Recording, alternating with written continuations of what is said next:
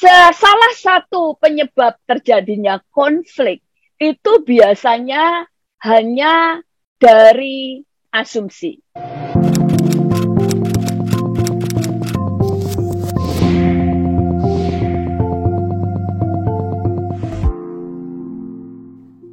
Hari ini kita belajar tentang bahaya berasumsi.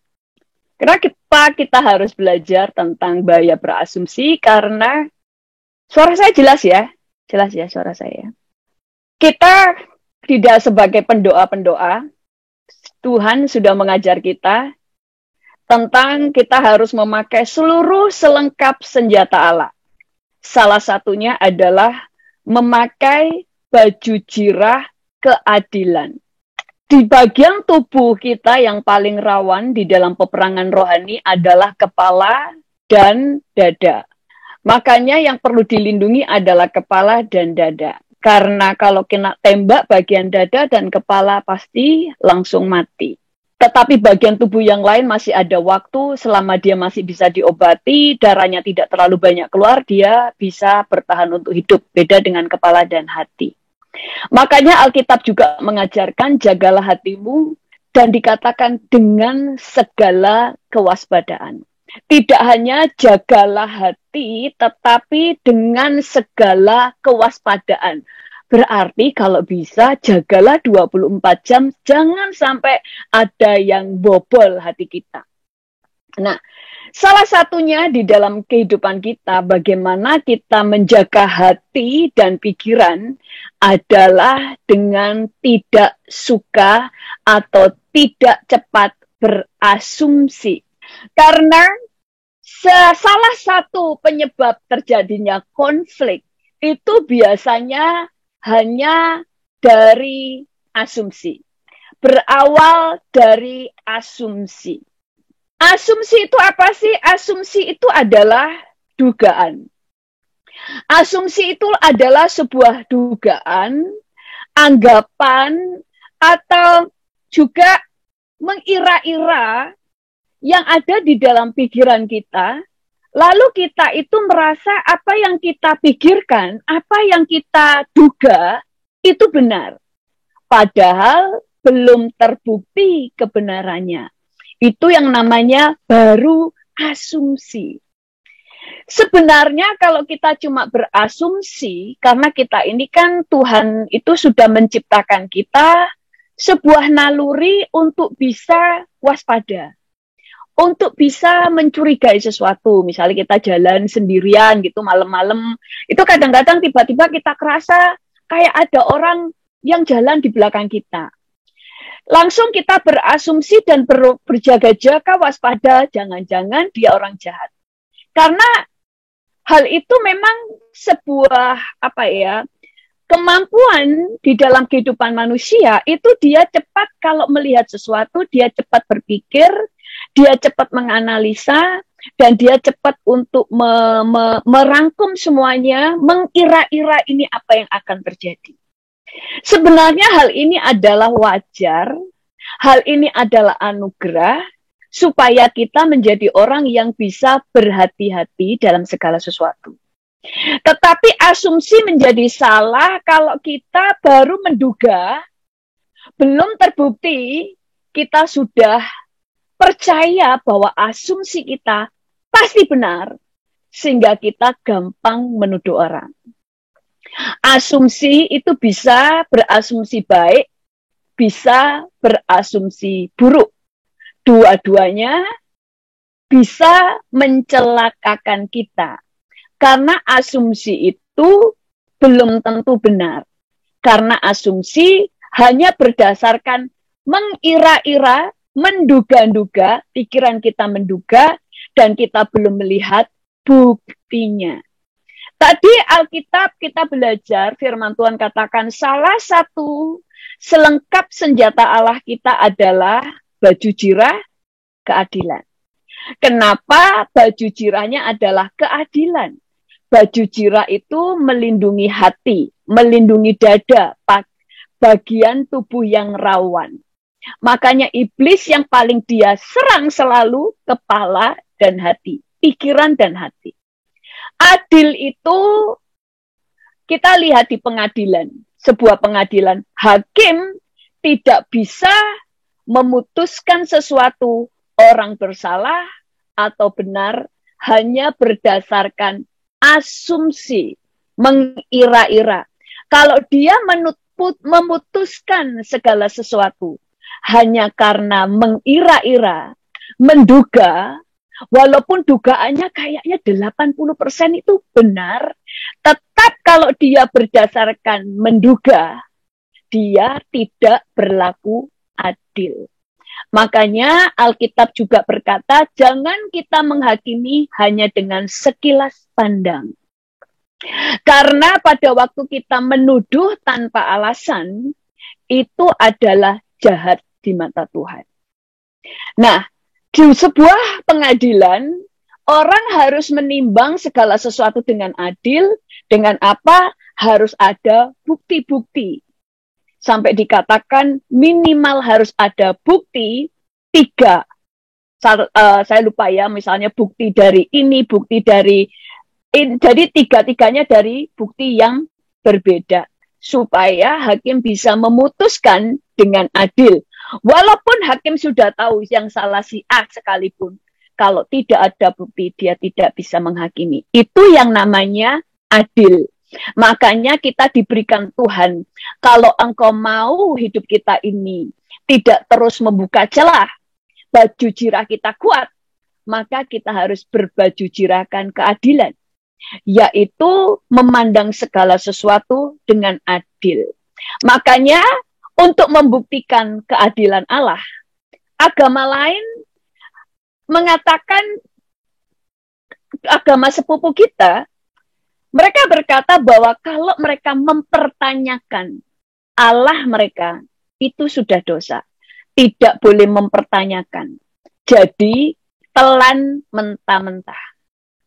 Beda dengan Allah kita. Allah kita berkata, ujilah aku. Kenapa? Untuk membuktikan dia Allah yang adil. Makanya Tuhan pun di dalam menghakimi kita, ada saksi, walaupun Bapa Allah kita tahu segala sesuatu. Tetapi tetap harus ada saksi, ada Yesus, ada Roh Kudus, dan sebagainya.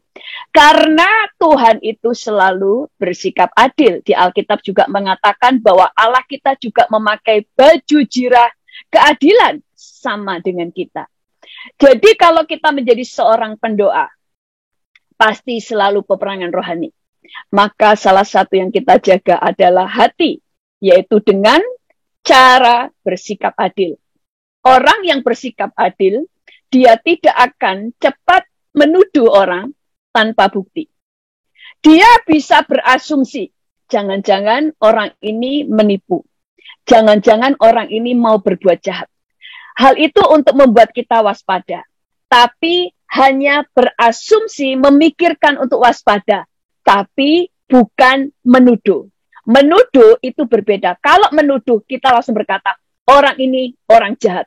Hanya karena berasumsi, kita ngomong dia orang jahat, lalu ngomong kepada orang-orang berdasarkan asumsi kita, dia orang jahat. Itu sudah menghakimi, menuduh, dan telah memfitnah atau bersaksi dusta. Jadi di dalam kehidupan kita mulai belajar kenapa kita tidak boleh gampang berasumsi. Karena seringkali penyebab konflik adalah karena berasumsi. Ada seorang suami berkata, konseling kepada saya, 20 tahun pernikahan selalu konflik.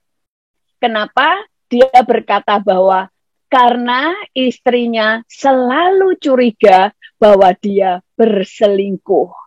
Dia curiga tanpa bukti, tanpa alasan. Ini yang namanya berasumsi. Sehingga keluarganya selalu berantakan, selalu ada pertengkaran. Hanya karena asumsi, padahal dia tidak ada bukti. Nah, asumsi itu bisa baik, bisa buruk. Tetapi selalu asumsi itu belum tentu benar. Ini ada cerita, ada seorang hamba Tuhan itu cerita Suatu saat ada orang ya cerita, orang ini cerita, misalnya ada seorang anak muda itu bilang begini, dia cerita begini. Suatu sore jam 3, dia itu melihat ada seorang kakek-kakek itu dia mancing. Mungkin ada yang pernah dengar cerita itu. Dia mancing di selokan. Dia kan melihat orang-orang pada lihat, kok mancing di selokan gitu loh. Jam 3 lagi. Terus orang ini mikir, pasti orang ini satu, mungkin orang ini bodoh. Kedua, mungkin orang ini rada-rada gila atau dia orang pikun. Karena dia mancing di jam 3, ya kan, jam 3 itu kan lagi matahari lagi merah gitu ya. Jam 3 dia mancing di selokan dan banyak orang yang lihat dia kayak kasihan gitu loh. Terus anak muda ini mendekati bapak ini terus bapak ini gini. Anak muda ini tanya, ayo Pak ikut saya makan, karena dia belas kasihan, mungkin bapak ini lapar. Ayo Pak makan gitu kan. Dia ngomongnya, oh enggak mau gitu ya kan. Tapi karena sungkan dia paksa, karena di dekat situ ada warung makan. Pada waktu di warung makan, bapak ini ditawarkan makanan, pokoknya Pak makan sekenyang-kenyangnya. Karena anak muda ini melihat tadi bapak itu mancing, maka dia tawarkan ikan ya kan, terus dia makan sepuasnya. Setelah makan sepuasnya, anak muda ini iseng tanya begini, Mbah kenapa kok mancing di selokan, emangnya ada ikannya? Terus dia bilang, oh ada, masa di selokan ada ikannya? Loh ada. Kalau gitu bapak sudah dapat berapa ikannya sampai jam 3? Kamu yang kelima katanya. Nangkep di sini, kamu yang kelima artinya ikannya itu dia itu mancing dengan cara mancing di got untuk memancing orang berbelas kasihan, supaya orang-orang itu nawarin makan. Jadi yang dipancing dia itu ikannya adalah orang-orang itu. Dia berasumsi, anak muda ini, bapak ini pikun, bapak ini bodoh, bapak ini agak gila. Ternyata yang bodoh adalah dia. Karena bisa dikibulin oleh kakek-kakek ini. Berasumsi, bapak ini pasti begini, pasti seperti itu, hanya berdasarkan apa yang dilihat. Ternyata asumsinya salah, karena bapak atau kakek ini ternyata cerdik. Dia sangat cerdik, dengan caranya dia telah mendapatkan 5 ikan, yaitu korbannya ada 5 orang yang mentraktir dia makanan gratis. Nah, tadi dikatakan asumsi adalah dugaan, menduga, memperkirakan, sorry ya, rambut saya kadang-kadang masuk sini, jadi menduga, menafsirkan atau mengira-ira, dan segala sesuatu itu belum tentu benar. Dan dugaan itu, asumsi itu, patut kita menduga sesuatu dan kita percaya yang kita pikirkan itu benar. Makanya orang yang mudah berasumsi dan langsung percaya dengan asumsinya, yang pertama, orang itu akan menjadi orang yang cepat kecewa. Mudah kecewa tanpa alasan. Hanya karena asumsinya. Dia akan cepat menuduh orang hanya karena apa yang dilihat. Sehingga pada waktu dia merasa apa yang dipikirkan dia benar, dia menceritakan kepada orang lain, hanya dari dasar asumsinya yang belum tentu benar, akan mengakibatkan dia tanpa sadar sebenarnya dia sedang menyebarkan gosip atau bersaksi dusta. Sehingga asumsi seringkali satu membuat banyak kita mengalami masalah. Yang kedua, kita bisa jatuh di dalam dosa. Orang yang cepat berasumsi seringkali jatuh dalam dosa menghakimi. Makanya Tuhan katakan punya baju jirah keadilan. Memakai baju jirah keadilan. Sikap yang adil adalah tidak akan menuduh sebelum melihat bukti. Walaupun di sini ngerasa orang ini kayaknya orang jahat, orang ini kayaknya nipu, tapi tetap hanya praduga tidak bersalah. Mungkin masih berkata, mungkin masih perlu pembuktian dan tidak mengucapkannya kepada orang lain. Baru merasakannya. Perlu peneguhan, minta kepada Tuhan apakah yang saya rasakan dari Tuhan, apakah itu kebenaran atau hanya asumsi saja. Nah, Banyak kan orang yang berasumsi seringkali kalau dilihat itu seringkali hanya 1% atau bahkan cuma 5% kebenaran, selebihnya hanya praduga. Contoh orang-orang yang selalu suka berasumsi, mereka juga bisa cepat menjadi orang yang ketakutan. Menjadi orang yang penuh dengan kekhawatiran. Karena semuanya baru ada di asumsinya, hanya di bayangannya, padahal belum terbukti apa yang dia pikirkan. Nah, itu nanti saya lanjutin. Sekarang, manusia itu sering kali, kan kita memang diberikan Tuhan otak ya, untuk langsung cepat menganalisa. Pada waktu melihat kejadian itu tanpa kita perintah, otak ini langsung menganalisa sesuatu. Makanya Tuhan mengajar kita arti penguasaan diri dan menaklukkan pikiran. Pikiran dan perasaan kita harus takluk di bawah pimpinan roh kita. Makanya harus tunduk, memiliki pikiran dan perasaan yang terdapat juga pada Kristus. Kita bisa menaklukkan pikiran dan perasaan kita dengan menguasainya, yaitu penguasaan diri, sehingga pikiran kita, asumsi kita tidak merajalela. Supaya tidak ada celah. Karena keadilan itu adalah baju jirah. Pada waktu kita tidak bersikap adil, cepat menghakimi dan menuduh, sebenarnya baju jirah sedang terkoyak. Kita harus pelajari hal itu. Nah, pada suatu saat ada seseorang yang berasumsi. Contoh, seringkali kita berasumsi kalau yang namanya pendeta pasti tidak akan pernah berbohong. Pendeta itu pasti bisa dipercaya. Asumsinya bagus, tetapi asumsi ini bisa salah karena baru menduga. Makanya akhirnya banyak orang kecewa karena dugaannya bisa meleset, karena pendeta pun hanya seorang manusia. Jadi kita ini harus belajar menaklukkan pikiran. Alkitab berkata berpikir positif, berpikir yang benar. Dan kita belajar bijaksana. Saya sering mengajar di sini. Salah satu perlindungan kita, yang pertama perlindungan kita adalah Tuhan. Yang kedua adalah bijaksana. Hikmat dan pengetahuan membuat kita bijaksana. Kebijaksanaan adalah perlindungan kita. Suatu saat ada di dalam 1 Raja-Raja 13, diceritakan tentang seorang abdi Allah diutus oleh Tuhan untuk bertemu dengan Yerobeam. Di situ dia menubuatkan sesuatu tentang sebuah bencana atau penghukuman, dan kemudian karena takut Rehabeam minta didoakan oleh oleh abdi Allah ini. Kemudian saya baca ya ayatnya.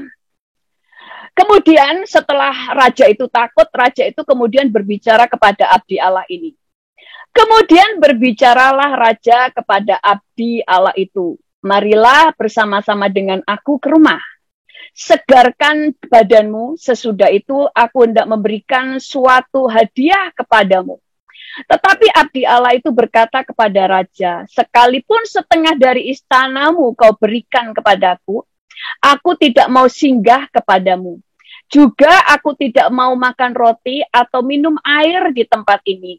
Sebab beginilah diperintahkan kepadamu atas firman Tuhan, janganlah makan roti atau minum air, dan jangan kembali melalui jalan yang telah kau tempuh itu. Lalu pergilah ia melalui jalan lain dan tidak kembali melalui jalan yang telah diambilnya untuk datang ke Betel. Jadi abdi Allah ini setelah membawa nubuatan, suara Tuhan kepada Raja Rehabeam, Tuhan sudah berpesan, dia tidak boleh kembali ke jalan yang sama dan tidak boleh makan di situ. Dia harus langsung pulang, makanya nanti di rumah harus keluar dulu dari daerah itu dan harus menempuh jalan yang berbeda. Tetapi kemudian apa yang terjadi? Hal ini didengar oleh anak seorang nabi tua. Anak nabi tua bercerita kepada siapa? Kepada orang ini, kepada ayahnya yaitu nabi tua. Dia menceritakan apa yang dia dengar tentang abdi Allah ini, bahwa abdi Allah ini diberi hadiah oleh raja, bahkan diajak ke rumahnya, tetapi abdi Allah ini tidak mau karena Tuhan sudah melarang dia untuk kembali ke jalan yang sama dan tidak boleh makan di tempat itu. Dia harus pergi ke jalan yang berbeda. Harus langsung pulang. Tidak boleh berjalan di tempat yang sama dan tidak boleh makan di daerah itu. Jadi nabi tua itu sudah mendengar dari anaknya, lalu apa yang dia lakukan? Nabi tua itu pergi, nabi tua ini tanya ke anak-anaknya, abdi Allah itu jalannya kemana? Ditunjukin anaknya, lalu orang ini menyusul. Nabi tua itu pergi mengikuti abdi Allah itu dan mendapatinya duduk di bawah sebuah pohon besar. Ia bertanya kepadanya, engkaukah abdi Allah yang telah datang dari Yehuda? Jawabnya, ya akulah itu. Katanya kepadanya, marilah bersama-sama aku ke rumah untuk makan roti.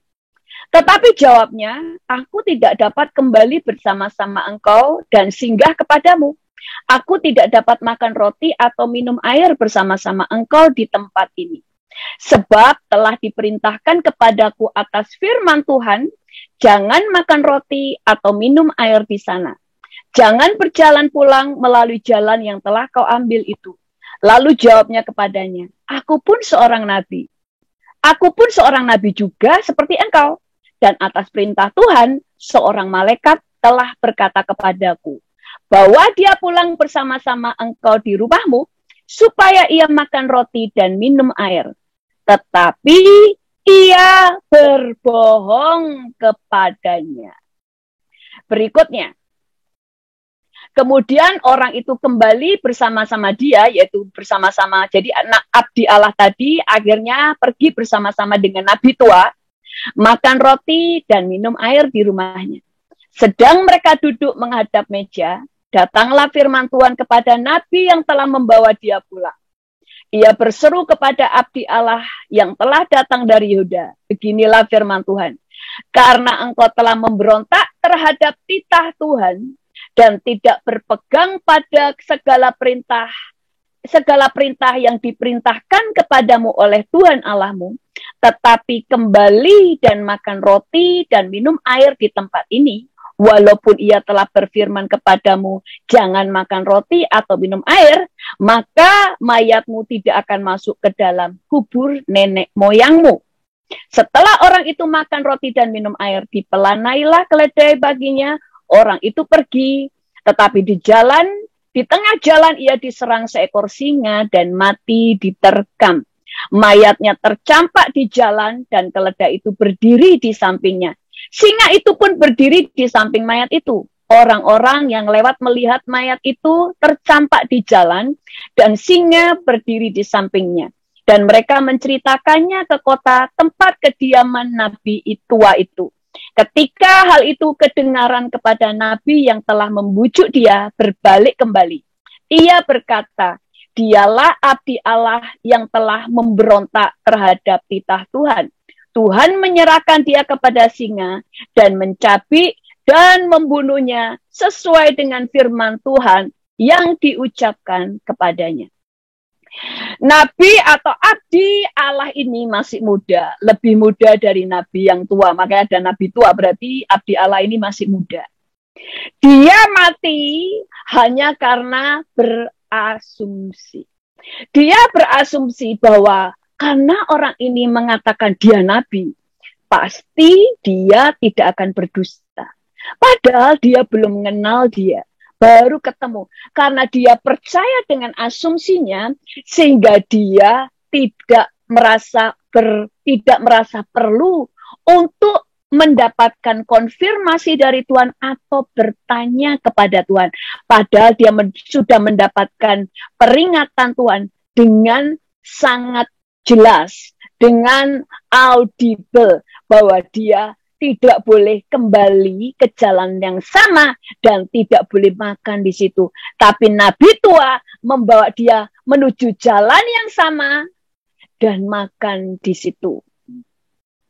Sebuah asumsi yang salah bisa membunuh hidup kita. Asumsi yang salah bisa membunuh pernikahan. Asumsi bisa menghancurkan segala sesuatu yang kita bangun. Seperti tadi, pernikahan Bapak ini 20 tahun isinya hanya pertengkaran karena istrinya selalu berasumsi, percaya dengan pikirannya bahwa suaminya punya selingkuhan. Padahal selama 20 tahun dia tidak pernah menemukan bukti, tapi dia percaya dengan apa yang ada di pikirannya. Hanya karena asumsi telah membunuh kebahagiaan, keharmonisan di dalam pernikahannya. Asumsi itu sangat berbahaya. Makanya kita diajar baju jirah, keadilan, menjaga hatimu, juga menjaga pikiranmu, supaya engkau tidak cepat mengambil keputusan, menghakimi, menuduh, hanya karena asumsi. Asumsi itu baru menduga, belum terbukti. Dugaan itu bisa salah. Manusia itu kita bukan Tuhan. Kita juga bukan dukun. Dukun aja bisa salah. Dulu ada seorang orang ya. Nih, kadang-kadang orang itu suka berasumsi. Orang yang suka berasumsi kadang-kadang tersinggung dan merasa dizolimi karena perasaannya sendiri. Suatu saat ada seorang, kita mau vacation, ya kan, mau pergi, dia bilang begini, saya tidak bisa ikut. Saya minta maaf, tidak bisa ikut vacation. Kita sudah berkonfirmasi beberapa kali, dia berkata, tidak bisa ikut. Sudah kan? Kita akhirnya pergi. Waktu kita pergi, dia datang. Waktu dia datang, dia langsung kepahitan, dia kecewa, dia berkata, orang-orang ini jahat. Karena saya ditinggal. Lalu suaminya kemudian ngomong juga sama saya, keluarganya, kenapa orang-orang jahat? Istri saya datang, tapi semua orang sudah pergi. Terus saya ngomong, istri Bapak itu ada di grup. Kenapa nggak ngomong di grup kalau ternyata sekarang ikut? Karena istri saya merasa, dia berpikir pasti semua orang tahu kalau dia nanti ikut. Terus saya berkata, maaf Pak, kita bukan dukun. Haleluya. Dia berasumsi dan kemudian dia kepahitan dan dia berkata, orang-orang jahat. Lalu dia merasa dizolimi. Dia kecewa sendiri oleh karena apa? Karena pikirannya sendiri. Padahal orang-orang tidak ada yang mikir. Tidak ada yang merasa ingin ninggalin dia.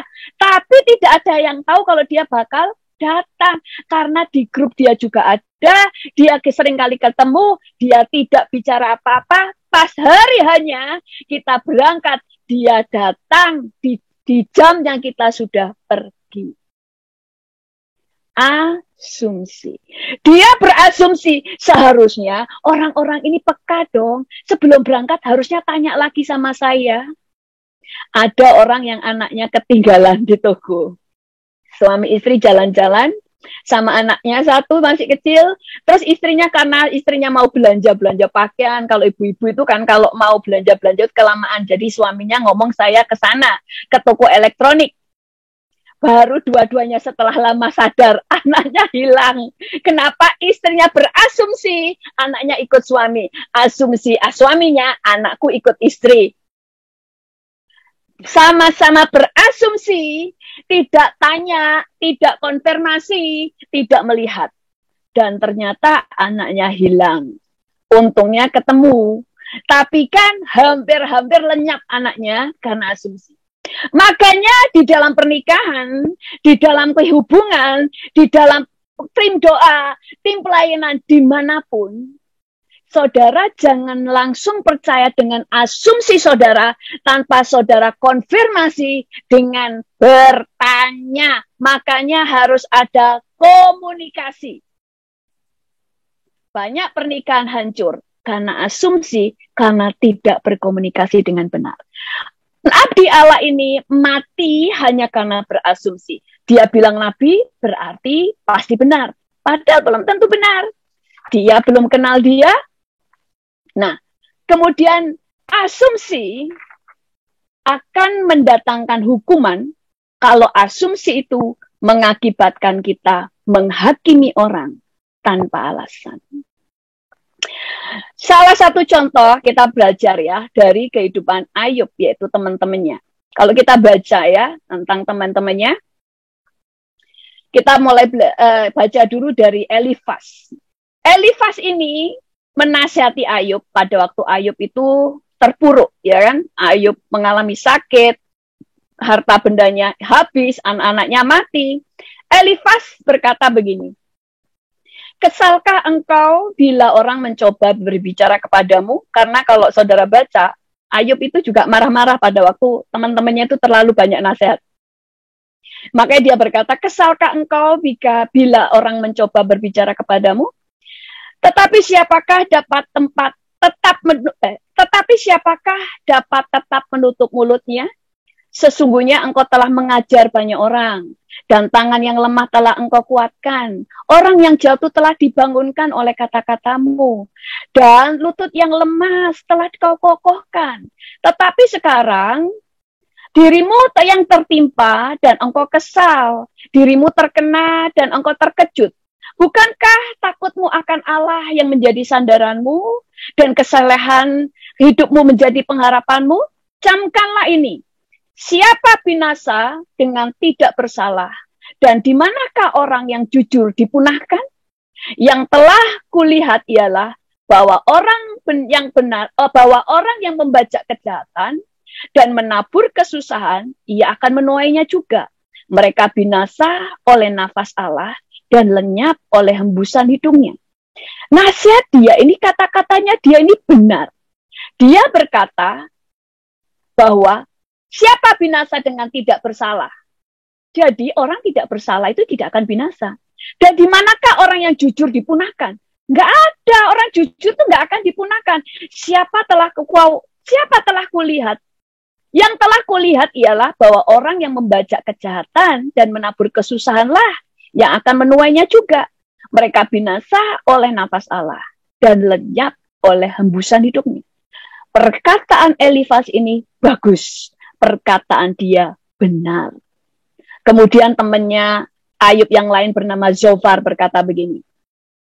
Maka berbicara Zofar orang Naamah ini bicara kepada Ayub, jikalau engkau menjauhkan kejahatan dari tanganmu dan tidak membiarkan kecurangan ada di dalam kemahmu, maka sesungguhnya engkau dapat mengangkat mukamu tanpa celah. Dan engkau akan berdiri teguh dan tidak akan takut. Engkau akan merasa aman sebab ada harapan, dan sesudah memeriksa di kiri kanan, engkau akan pergi tidur dengan tentram. Engkau akan berbaring tidur dengan tidak diganggu, dan banyak orang akan mengambil muka kepadamu. Tetapi mata orang fasik akan menjadi rabun. Mereka tidak dapat melarikan diri lagi. Yang masih diharapkan mereka hanyalah menghembuskan nafas. Perkataan Zofar ini juga benar. Dia berkata sesungguhnya kalau engkau benar, engkau menjauhkan diri dari kejahatan dan tidak membiarkan kecurangan dalam kemahmu, maka sesungguhnya itu engkau akan bisa mengangkat mukamu tanpa celah. Kamu itu bisa pede, kamu bisa tidur nyenyak, dan sebagainya. Tapi kalau orang fasik, dia itu akan matanya menjadi rabun, dan dia tidak dapat melarikan diri. Yang dia harapkan hanya menghembuskan nafas. Sudah itu harapannya. Perkataan dia benar. Kemudian Bigdad berkata, maka Bigdad orang Suah menjawab, bagaimanapun juga terang orang fasik tentu padam dan nyala apinya tidak bersinar. Benar, orang fasik itu tentu terangnya akan padam dan nyala apinya tidak bersinar. Tidak tetap bersinar. Terang di dalam kemahnya menjadi gelap dan pelita di atasnya padam. Tumitnya tertangkap oleh jebak dan ia tertahan oleh jerat. Tali tersembunyi baginya dalam tanah, perangkap terpasang baginya pada jalan yang dilaluinya.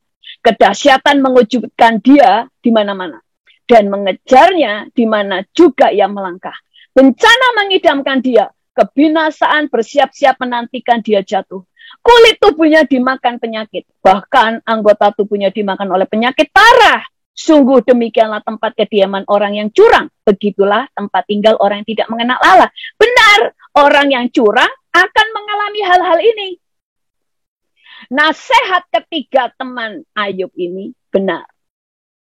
Tetapi di mata Tuhan salah. Kenapa?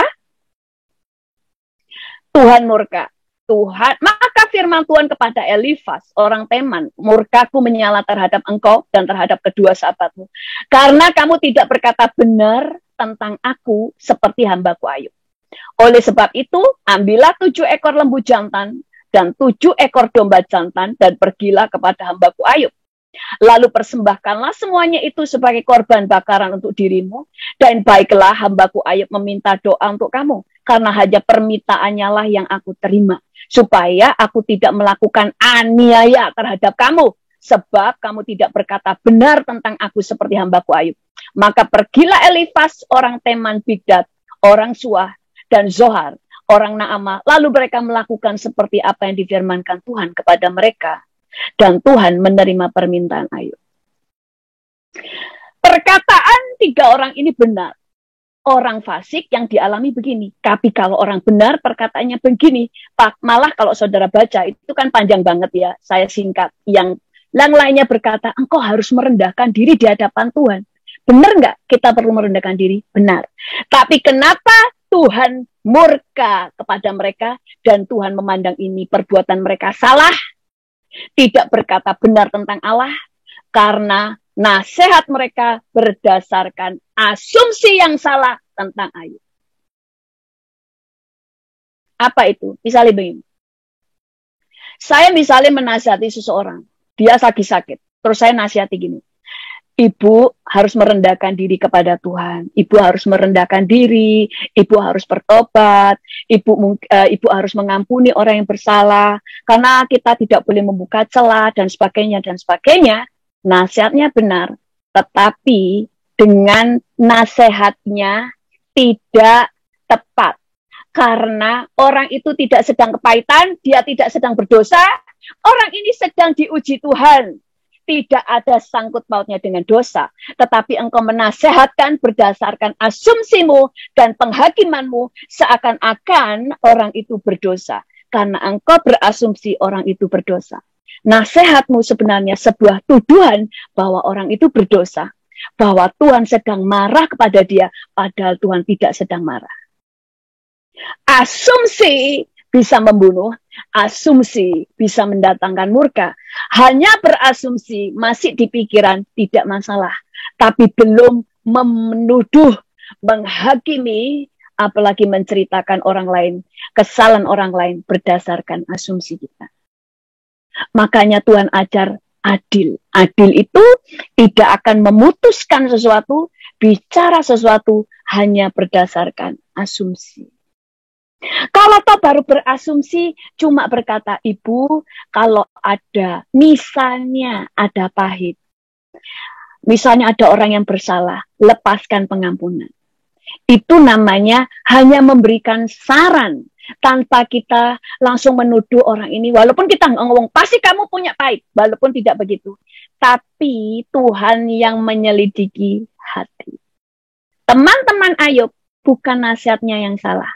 Tetapi nasihatnya mereka berikan karena punya asumsi yang salah terhadap Ayub.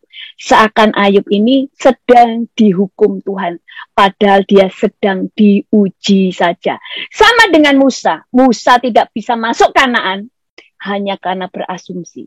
Dia berpikir orang-orang Israel ini dablek, perlu dimarahi.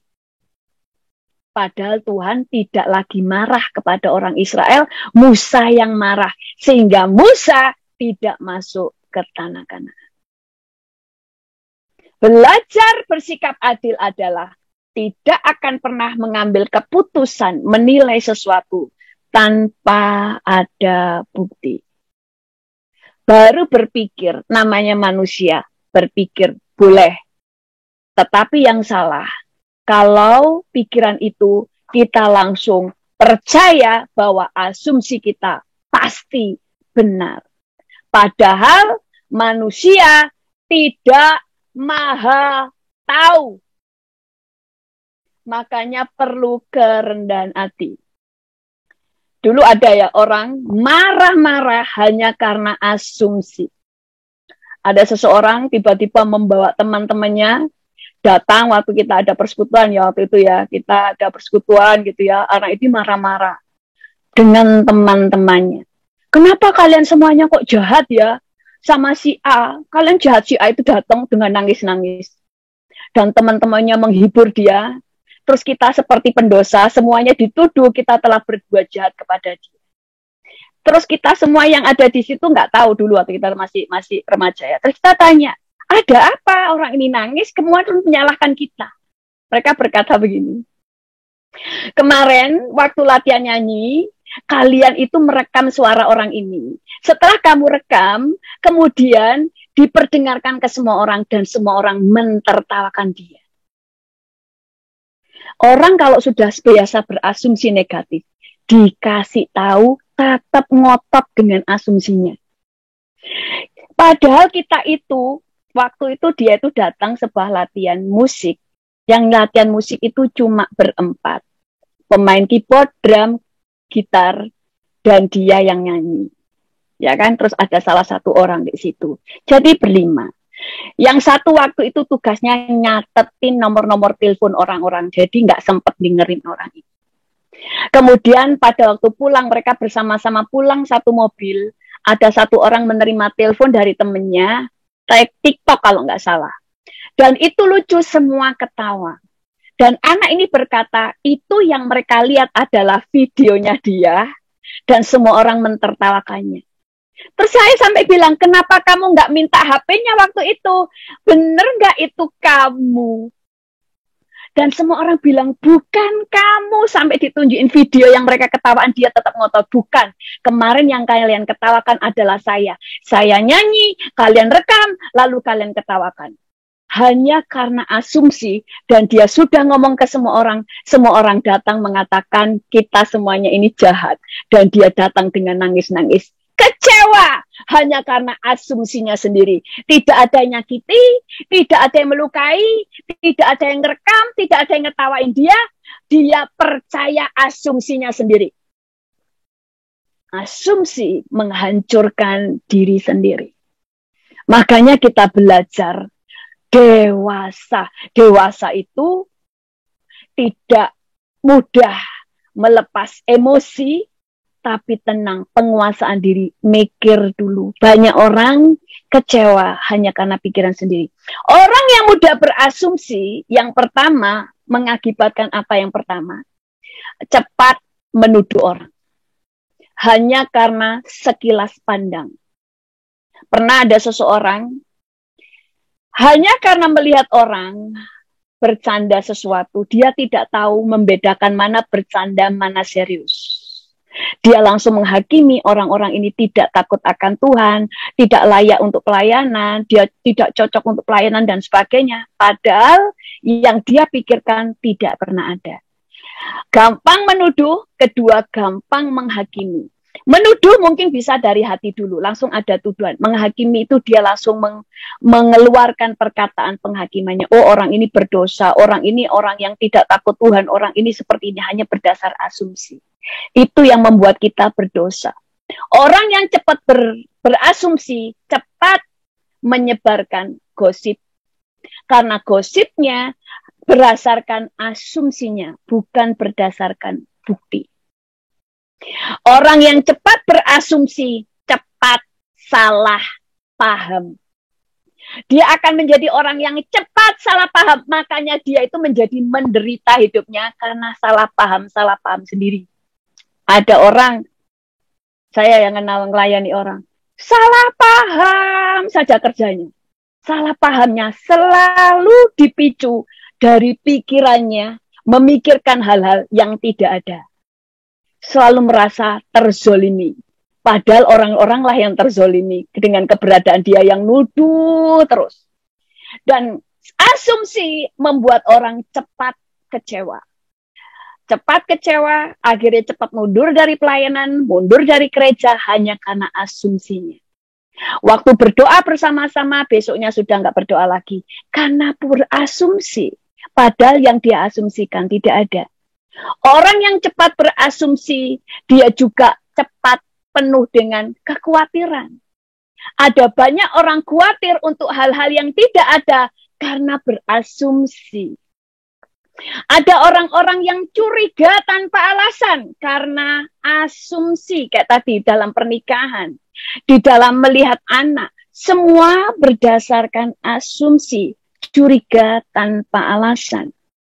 Kemudian ada orang-orang yang kemudian menjadi orang yang penuh dengan ketakutan hanya karena asumsi. Mungkin pernah saya ceritakan di sini, seorang bapak yang terus depresi, rumahnya itu berlapis-lapis penjagaannya. Jadi pintu biasa, pintu besi, kemudian ada pintu lagi, 3 pintu. Dan setiap pintu ada grendelnya, ada grendel besi kawatnya, di atasnya juga ada grendel-grendelnya. Jendelanya itu rapat dengan itu teralis dan sebagainya. Karena dia selalu berpikir jangan-jangan ada maling. Selalu itu yang ada di pikirannya sehingga dia penuh dengan ketakutan. Ketakutannya berdasarkan apa yang dipikiran. Ternyata setelah dicek, karena dia orang yang suka nonton film-film kriminal. Nah, kita mulai melihat di sini, asumsi bisa membunuh kita. Asumsi bisa membunuh pernikahan kita. Asumsi bisa membunuh segala hal, hubungan kita dengan orang lain, pelayanan, dan sebagainya. Asumsi bisa membuat kita dimurkai Tuhan, karena asumsi menimbulkan kita cepat menuduh dan menghakimi orang lain tanpa alasan. Bagaimana mengatasinya? Selalu kuasai pikiran. Curiga boleh, tetapi praduga tak bersalah. Curiga dengan cara, curiga supaya kita waspada. Tapi tidak langsung mengatakan di hati kita bahwa yang kita pikirkan pasti benar. Karena asumsi belum tentu benar. Makanya orang yang dewasa tidak gampang menuduh orang hanya dengan sekilas pandang, tidak gampang menuduh orang hanya karena mendengar berita dari orang lain. Karena seringkali berita disebarkan dari asumsi orang, bukan dari hal yang nyata. Makanya kita perlu membawa segala sesuatu kepada Tuhan. Orang yang menguasai dirinya dan menguasai hatinya, dia tidak cepat menuduh orang karena dia bersikap adil. Orang yang adil selalu menimbang segala sesuatu dengan adil. Amin. Oke, Tuhan Yesus memberkati. Saya serahkan kepada hostnya. Mari saudara, kita ambil waktu, kita berdiam diri di hadapan Tuhan. Kita minta lewat firman Tuhan berbicara buat kita. Saudara, asumsi negatif adalah senjata yang sering dipakai oleh setan untuk menyerang keluarga kita, menyerang keharmonisan keluarga kita, dan juga membawa kekacauan bahkan perpecahan dalam pelayanan. Saudara, pagi ini kita sudah mendengar firman. Hamba Tuhan, Ibu Deborah sudah berhenti bicara. Tapi biarlah Roh Kudus melalui firman akan menerjemahkan, mengaplikasikan lebih spesifik dalam setiap kehidupan kita. Kalau selama ini kita banyak berasumsi negatif, pagi ini kita mau datang kepada Tuhan dan kita mau bertobat dari semua pikiran-pikiran yang negatif. Dan kita mulai membangun positive thinking di dalam memandang segala sesuatu. Apakah suami, istri, anak-anak kita, ataupun rekan-rekan, ataupun gembala dalam pelayanan. Jangan kita mengambil satu sikap tanpa kita memiliki bukti atau bahkan saksi. Karena mungkin asumsi kita ternyata salah total. Kita mungkin akan menyesal. Tapi semua sudah terlambat. Semua sudah hancur. Semua sudah berantakan. Jangan sampai kita menyesal. Tapi penyesalan yang terlambat tidak bisa memperbaiki keadaan. apalagi itu di dalam keluarga dan di dalam pelayanan. Saya katakan pelayanan adalah wilayah kudus Tuhan. Kita harus berhati-hati bersikap dan bertindak, karena itu akan membawa kerugian bagi kita sendiri, bahkan akan membawa hukuman datang atas kehidupan kita. Terima kasih Roh Kudus. Terima kasih untuk firman-Mu Tuhan. Engkau berbicara kepada setiap anggota Menara Doa Segala Bangsa, baik yang ada di Zoom maupun yang ada di YouTube. Karena kami tahu ada banyak mereka yang menjadi korban karena asumsi negatif mereka yang salah. Padahal Tuhan sedang memakai mereka dalam pelayanan. Tapi karena asumsi yang negatif, mereka meninggalkan pelayanan. Dan tanpa mereka sadar, mereka dipakai oleh si jahat untuk menghasut, untuk memprovokasi, untuk membawa perpecahan.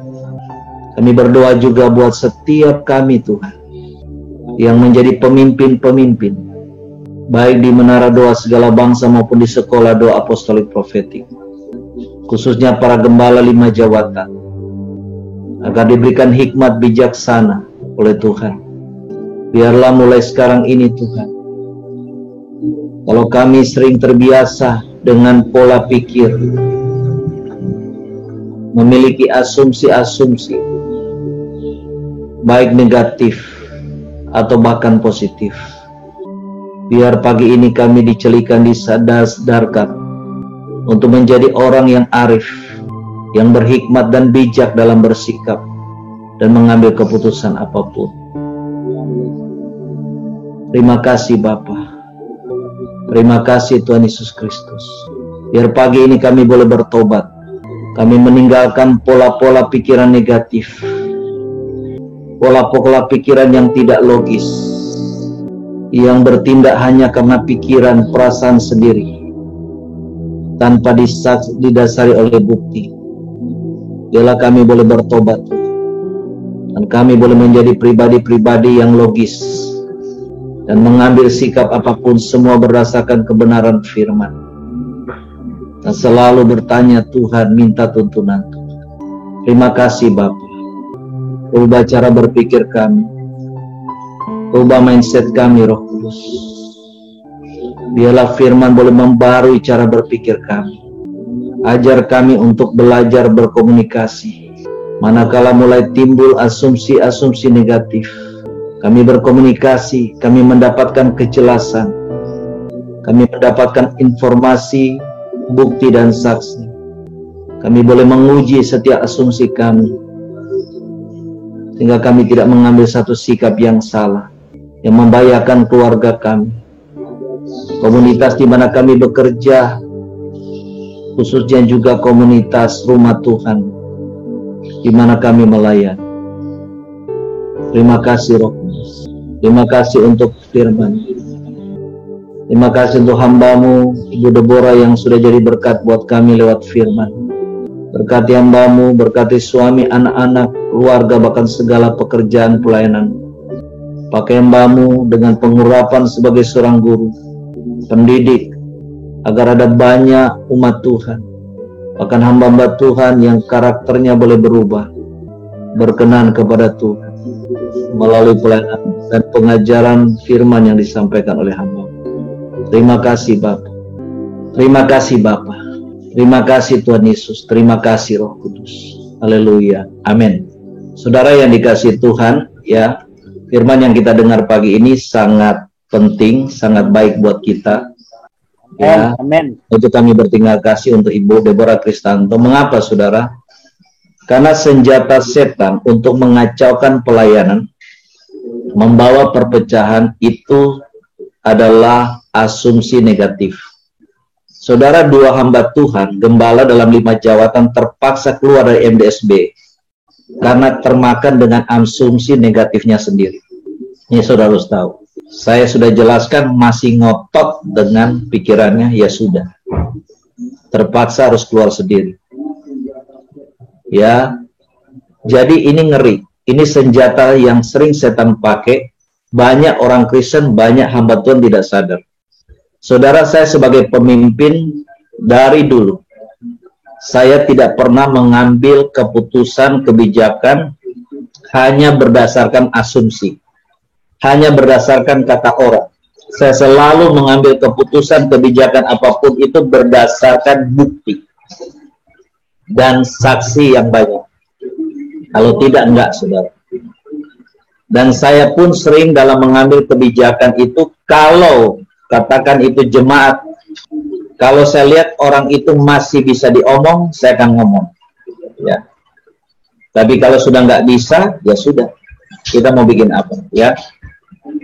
Dan saya berulang katakan kepada saudara, jangan punya asumsi negatif satu dengan yang lain. Apalagi jangan punya asumsi negatif kepada para gembala. Gembala satu dengan yang lain dalam 5 jawatan juga jangan suka punya asumsi yang negatif. Khususnya kalau ke saya bolak-balik ngomong. Daripada saudara bertanya-tanya, tanya langsung ke saya. Karena saya ini pemimpin transparan.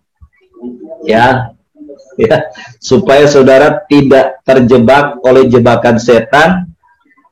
Ya, saudara punya asumsi negatif terhadap saya, sehingga saudara left dari MDSB. Nanti setelah sudah left, saudara sadar itu salah. Nah, itu satu kebodohan, saudara. Ya, karena itu saudara mulai sekarang bertobat. Ya, saya nggak pernah sungkan ngomong bertobat. Bertobat, saudara. Buang semua pikiran-pikiran negatif. Karena asumsi positif aja bisa salah, apalagi negatif, saudara. Itu akan merusak keharmonisan dalam keluarga, keharmonisan dalam pekerjaan, dan khususnya dalam pelayanan di mana doa segala bangsa bahkan sekolah doa apostolik profetik. Terima kasih untuk Ibu Pastor Deborah Kristanto. Tuhan memberkati. Saya kembalikan.